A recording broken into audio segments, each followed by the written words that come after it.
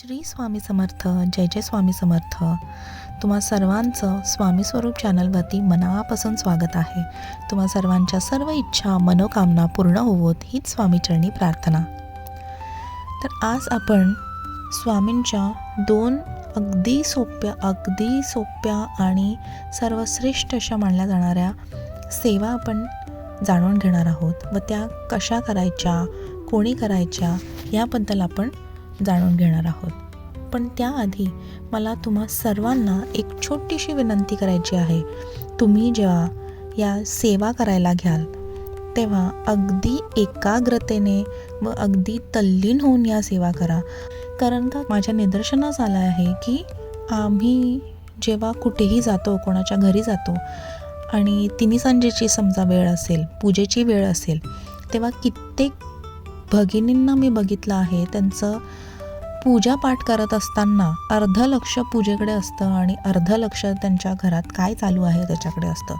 तर कृपा करून असं करू नये.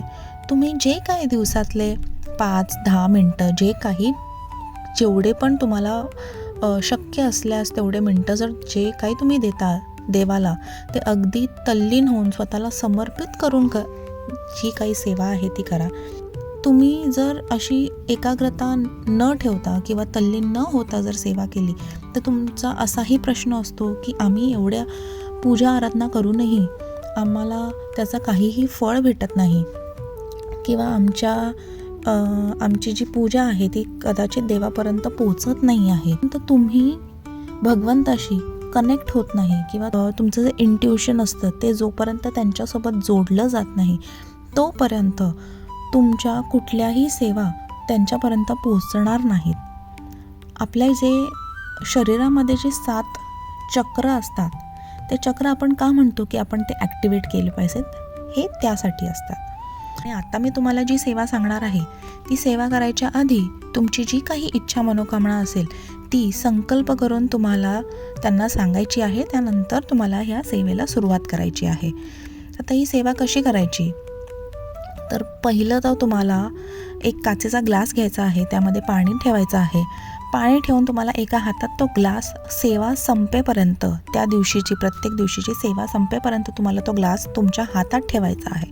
आता हे असं का करायचं, तर सेवा करत असताना आपले जे पॉझिटिव्ह व्हायब्रेशन्स असतात ते त्या ग्लासा थ्रू त्या पाण्यामध्ये उतरतात आणि मग त्या पाण्याला, म्हणजे ते जे पाणी असतं ते साधं पाणी राहत नाही, ते तीर्थाचं रूप घेतं.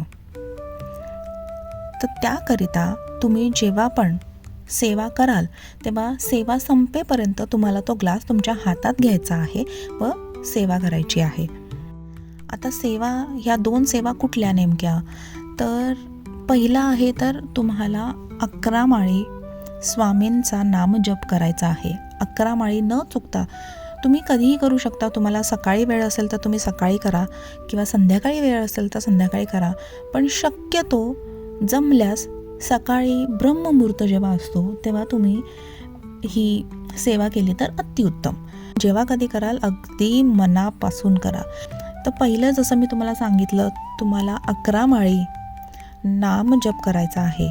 नामजप केल्यानंतर 11 वेळा तुम्हाला स्वामींचा माला मंत्र म्हणायचा आहे. मी तर म्हणेन जेव्हा तुमचा संकल्प होऊन जाईल, म्हणजे ज्या गोष्टी तुम्हाला पाहिजेत त्या होऊन जातील, त्यानंतरही ही सेवा चालू ठेवा. जमल्यास चालूच ठेवा. कारण का तुम्ही जर ही सेवा कायमस्वरूपी केली तर आपोआप तुमच्या सगळ्या वाटा मोकळ्या होतील. नव्या अपॉर्च्युनिटीज तुम्हाला भेटतील तुमच्या आयुष्यात. खूप फरक तुम्हाला ह्याने जाणवेल. घरामध्ये शांतता राखायला सुरुवात होईल. प्रत्येक दिशेने तुम्हाला ह्याचा फायदा होताना दिसेल. तुम्ही या 2 सेवा अगदी मनापासून करा आणि बघा तुम्हाला किती फरक पडतोय. आणि मी 100% सांगू शकते या सेवांनी भरपूर जणांचे फायदे झालेले आहेत. भरपूर जणांनी त्याचा लाभ घेतलेला आहे व आताही घेत आहेत. तुम्ही नक्की या सेवा करून बघा आणि तुम्हाला जेव्हा कधी ह्याचा चांगला अनुभव येईल तेव्हा ह्याच व्हिडिओवरती खाली कमेंट करायला फक्त विसरू नका. श्री स्वामी समर्थ. जय जय स्वामी समर्थ.